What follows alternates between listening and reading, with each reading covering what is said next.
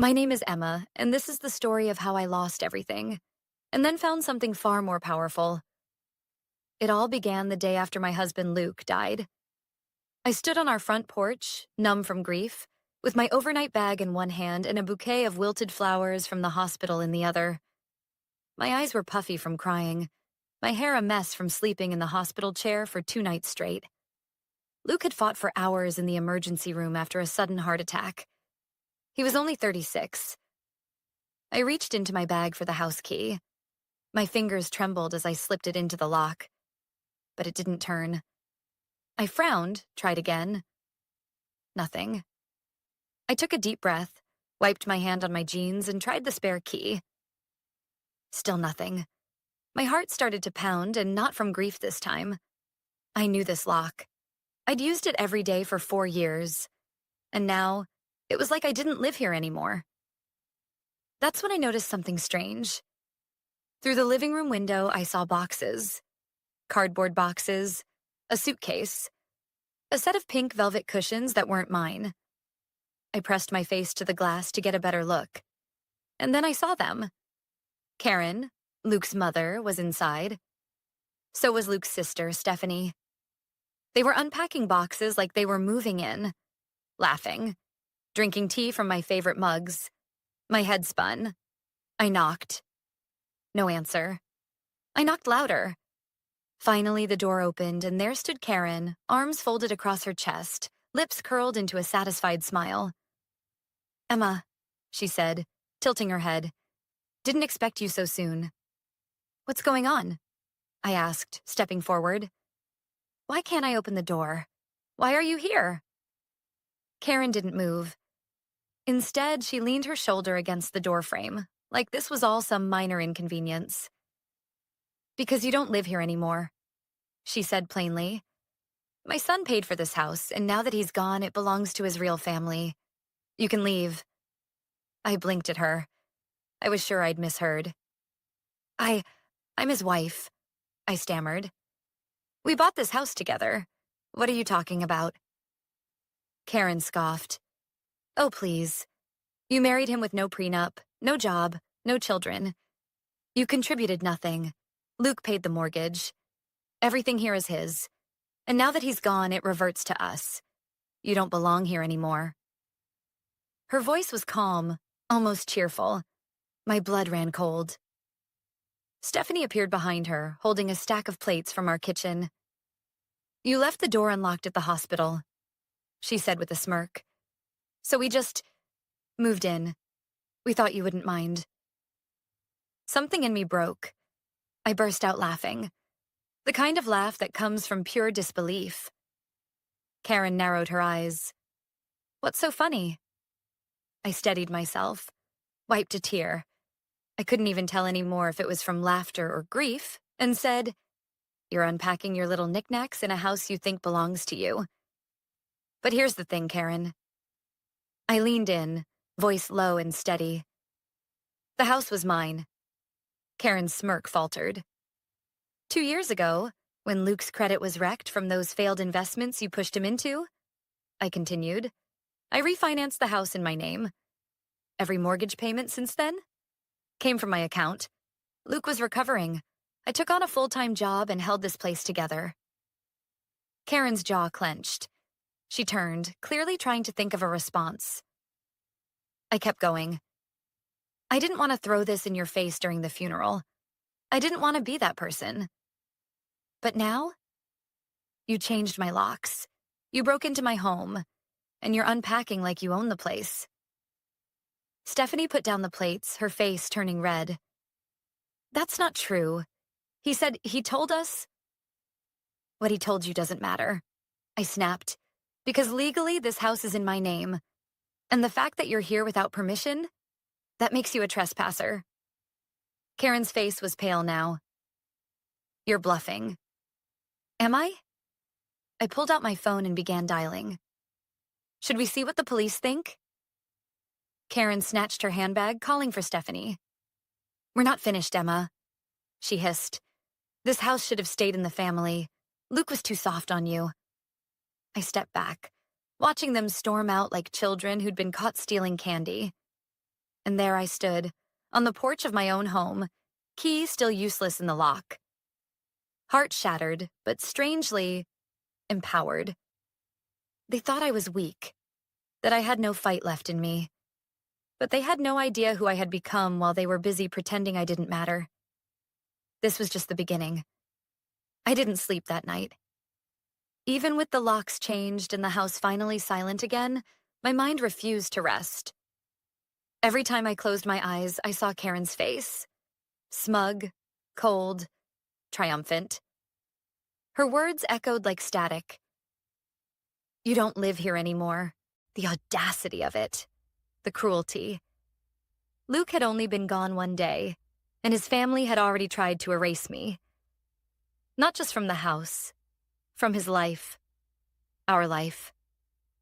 I woke up before sunrise, made myself a coffee I didn't drink, and sat at the kitchen table staring at the empty chair where Luke used to sit. He always added cinnamon to his cup. I never liked it, but I still bought it just for him. The jar sat on the counter, untouched. As the first light crept into the room, I made a decision. I wasn't going to cry today. I wasn't going to let Karen take one more thing from me. That morning, I called the funeral home. "Hi, this is Emma Walker," I said. "I need to make some changes to the guest list for Luke's memorial service." There was a pause. "Certainly, ma'am. What changes would you like to make?" I exhaled slowly. His mother and sister are no longer welcome. I hung up before I could second-guess myself.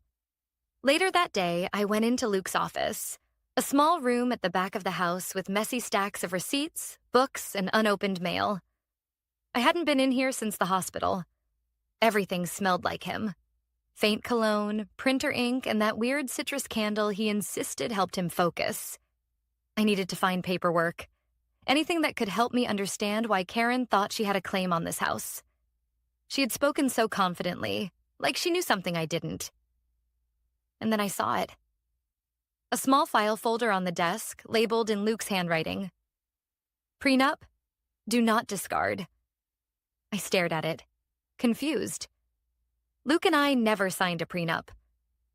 At least I didn't think we had. My hands trembled as I opened the folder. Inside were several pages, printed on official letterhead, dated just a week before our wedding 3 years ago. My name. Luke's name.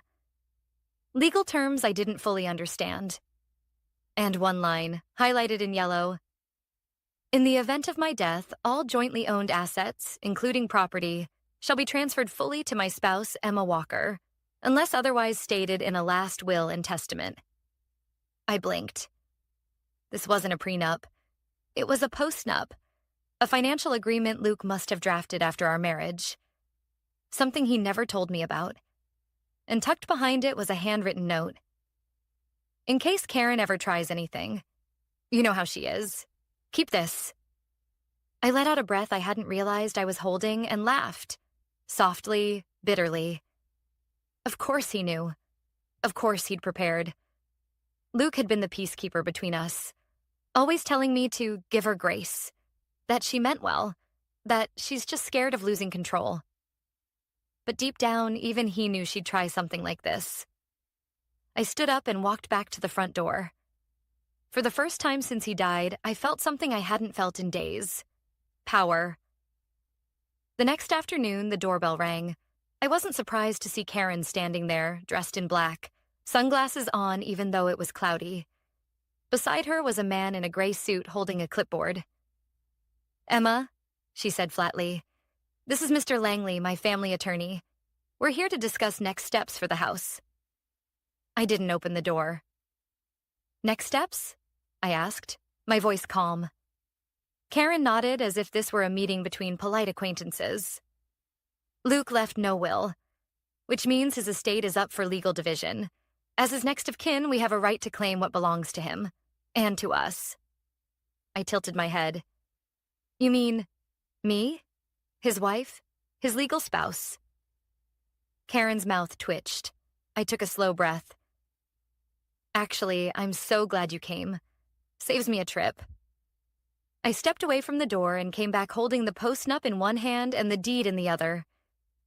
Do you want to read the part where it says I inherit everything? I asked, voice still calm. Or should I call my lawyer and let her explain it to you in court? Karen's attorney reached out for the documents, but I pulled them back. You can have your copy when you get one through official channels, I said, then locked the screen door. And until then, stay off my porch. Karen's face cracked, just slightly, but it was enough. She knew. She lost. They turned and walked back to the car without another word. And for the first time since Luke died, I smiled. But what I didn't know was that Karen wasn't done. Not by a long shot. The days after that confrontation with Karen were quiet. Unsettlingly so. No more unexpected visitors. No letters. No late-night calls. Part of me hoped, foolishly, that she had finally accepted the truth. That she'd crawled back to her own miserable life and let me mourn in peace. But another part of me knew better. Karen didn't back down. She regrouped. Still, I tried to reclaim some sense of normalcy. I spent most of my time sorting through Luke's things, packing up some of his clothes, organizing the paperwork in his office. Each drawer I opened felt like pulling back a layer of grief. One morning, I found his old camera bag buried in the back of our closet. Inside were dozens of memory cards. Some of them from our honeymoon, others from random road trips or lazy afternoons in the backyard. I spent the whole day looking through them, smiling through tears. That evening, I poured myself a glass of wine, lit one of Luke's favorite candles, and sat on the porch just as the sun dipped below the trees. For a moment, I felt something like peace. And then I saw the envelope sticking out of the mailbox. No stamp. No address. I looked around. The street was empty. I opened it carefully. To whom it may concern, we are writing to inform you that a formal petition has been filed with the County Probate Court by Karen Blake, mother of the late Luke Walker, challenging the legitimacy of the property transfer between Mr. and Mrs. Walker. The petitioner alleges that undue influence, mental distress, and coercion may have played a role in the post-nuptial agreement.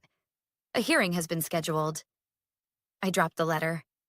She was going to court. Despite the deed. Despite the signed agreement. Despite Luke's note. And the worst part? She was accusing me of manipulating him. I called my lawyer, Angela, immediately. Her voice was calm, as always. Too calm.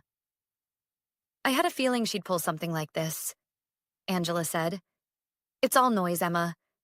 If we have the deed, the contract, and proof of his mental competence at the time, we'll win. She's accusing me of coercion, I said, my voice shaking. Angela paused. I know. And I know it feels personal, because it is personal. But she's not interested in the truth. She wants control. I want to fight, I whispered. I want to destroy her. Angela's tone shifted. Good. But we do it smart. You keep quiet. You don't reach out. Let me handle the court. I hung up and sat in the dark for a long time, clutching that letter like it might bite. 2 days later, I got another surprise. This one didn't come in an envelope. It came in the form of a text message from James, Luke's old business partner. Hey, I didn't want to get in the middle of anything, but Karen called me. She said you might have pressured Luke to transfer the house. I know that's not true, but she's asking for emails, medical records, anything to prove he was mentally unfit. I stared at the screen, stunned. I hadn't spoken to James in over a year. Not since Luke stepped away from the company after his heart issues started. They had parted on neutral terms, but now Karen was clearly dragging everyone into this, digging for anything she could twist. Did you tell her anything? I replied. A few dots appeared. Then, no. But, Emma, she mentioned something about Luke's last investor meeting. Said he was confused, forgetful. She's building a case. That's when the knot in my chest turned to dread. Because I knew what Karen was talking about. There was one morning, just months before Luke died, when he'd come home from a client meeting looking pale and shaken. He couldn't remember where he'd parked. He forgot the name of the client he'd just spoken to. He blamed it on stress. said he hadn't been sleeping well. But what if it had been more than that?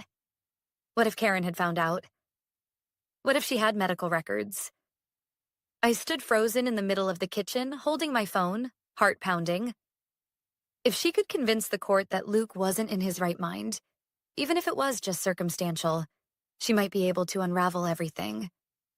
And then it hit me like a punch to the stomach. Luke had seen a neurologist. He hadn't wanted me to come with him. Said it was probably nothing. But what if that appointment held the key to everything? I rushed to his office and yanked open every drawer. Files, folders, envelopes. I tore through it all until I found it. An unopened letter from St. Michael's Neurology. I ripped it open. Dear Mr. Walker, following your recent cognitive assessment, we are pleased to inform you that your results fall within the normal range. No signs of early cognitive decline were detected. I let out a breath that nearly became a sob. He had been okay.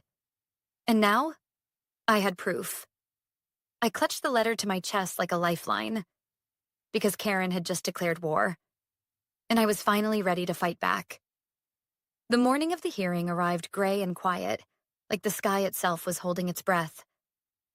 I stood in front of the courthouse in a black dress and flats, clutching my bag as if it could protect me. Inside was everything I needed. The deed, the post-nup, Luke's neurology letter, and just enough rage to keep me standing upright. Angela met me on the steps. Ready? She asked gently. I nodded. She's going to lie, isn't she? Angela gave me a tight smile. Oh, absolutely. But lies don't last long in court. We walked inside. Karen was already there, sitting in the front row with her attorney, Mr. Langley. And her face was pure theater, dressed in grief, draped in black lace, with a tissue clutched dramatically in her hand. Stephanie sat beside her, eyes cast downward like a dutiful daughter in mourning. Neither of them looked at me, but that didn't matter. I wasn't here for them. I was here for Luke, for the life we built together, and the future she was trying to rip away from me piece by piece. The hearing was brief. Angela presented the deed, the notarized post-nup, and the medical letter from Luke's neurologist. When Mr. Langley tried to argue that Luke had been under duress, Angela asked one simple question. Do you have any documentation that supports that claim? He didn't. By the end of the session, even the judge seemed irritated. I see no grounds to dispute the legality of the property transfer, he said firmly. This house legally belongs to Mrs. Emma Walker. Case dismissed. And just like that, it was over. Or so I thought. As I stepped outside, Karen followed me out. You may have won the house, she hissed, the mask of grief crumbling off her face. But you can't erase me. I'm his mother. I didn't erase you, I said without turning around. You did that to yourself. She stopped walking. What's that supposed to mean? I turned slowly. Luke's funeral is tomorrow. You're not invited. Her face twisted. You can't keep me from my own son's funeral. I held her gaze. I already did. I called the funeral home the morning after you changed my locks. Your name is off the guest list. If you show up, they'll escort you out. You vindictive little...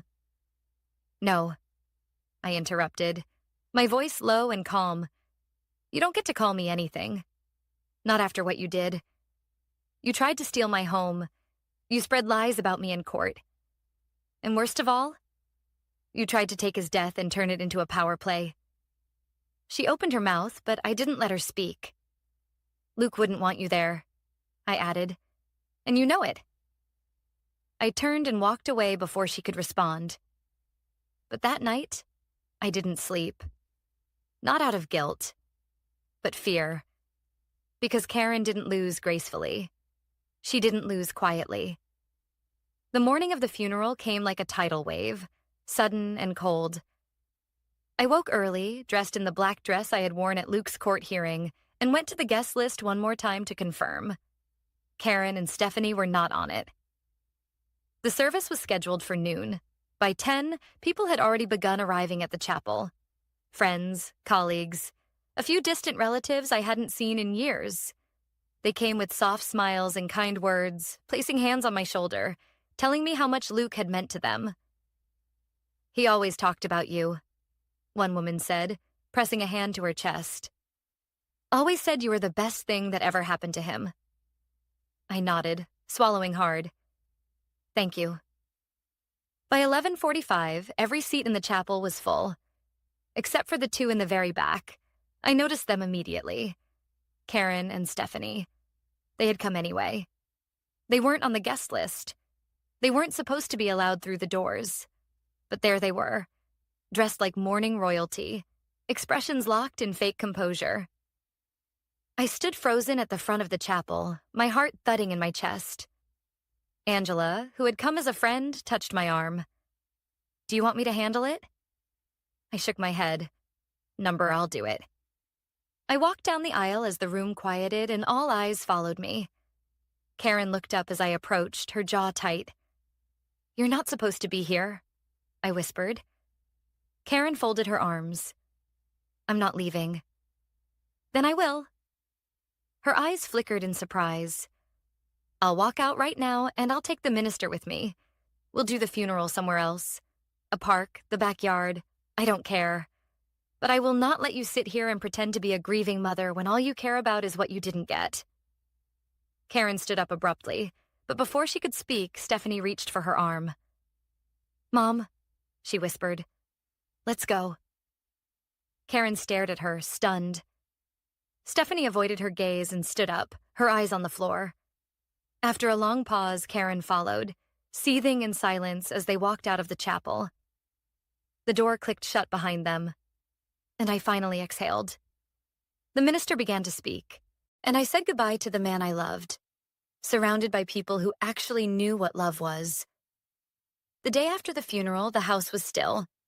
Not peaceful, just eerily quiet, like the walls were waiting for something to happen. I sat on the edge of the bed, still in black, staring at the empty spot next to me where Luke used to sleep. The scent of him still lingered faintly on the pillow. It felt like he might walk in any minute with coffee in hand, humming that off-key song he always made up when he thought I wasn't listening. But he wouldn't. He was really gone. And in the absence of his presence, all that remained was his legacy, and the mess his mother had tried to create in the shadows. The court had ruled in my favor. Karen had been kicked out of the funeral. Stephanie hadn't even looked me in the eye. But I knew better than to assume it was over. People like Karen didn't just leave. They waited. And then they circled back. So when I saw her car parked across the street that morning, engine off, windows cracked just enough to smoke a cigarette, I wasn't surprised. I simply stepped onto the porch with my coffee in hand and stared her down until she flicked her cigarette out the window and drove away. She never had the courage to face me directly again. Over the next few weeks, I focused on cleaning out Luke's office, room by room, item by item. Each drawer I opened brought a new wave of memories. His watch, a box of old business cards, a photo of the two of us at the lake before everything got complicated. But it wasn't just grief I felt anymore. It was determination. Karen had tried to strip me of everything, my home, my reputation, even my right to mourn the man I loved. She thought I'd fall apart. She thought I'd crawl away and disappear. Instead, I did something else. I started digging. In the backyard, where Luke had always dreamed of building a garden. He talked about it often, usually while flipping through seed catalogs or pointing at YouTube videos about compost. It had been his dream, and I had ignored it. Always too busy, always saying, maybe next season. But now the garden was going to grow, and it was going to grow in his name. Every morning before work, I pulled weeds, turned soil, and planted rows of vegetables and wildflowers. I worked in silence, letting the earth calm me. I watched as the first signs of life began to peek through. Green shoots, buds, the promise of something beautiful. It became my sanctuary, my therapy. And one day, while I was watering the flower bed, I saw an envelope tucked under the welcome mat by the door. No return address. I picked it up, already knowing who it was from. Inside was a single sheet of paper. No apology, no acknowledgement. Just 6 typed words in large, bold font. This house will always be mine. I read it once, then laughed. Not bitterly, but lightly, almost with relief. Karen had nothing left. No legal ground, no power, just words. She couldn't come near me. The restraining order Angela helped me file had seen to that, but she still needed to make herself known, like a ghost tapping on glass, hoping to remind me she still existed. But I wasn't scared of ghosts anymore. I walked calmly into the house, took the letter, and used it as mulch in the garden bed. Pressed it deep into the soil where the marigolds were just beginning to bloom. Luke would have appreciated the symbolism. Months passed. The house slowly stopped feeling haunted. The walls breathed again. The hallway no longer echoed with grief, but with the quiet hum of healing. I painted the guest room. I changed the curtains. I planted herbs in the kitchen window like I always said I would. I was no longer surviving. I was reclaiming. One evening in early spring, I stood in the garden, the sky glowing pink above me, and realized I wasn't waiting anymore. Not for her. Not for pain. I was living again with Luke always in my thoughts, and that was the greatest revenge of all.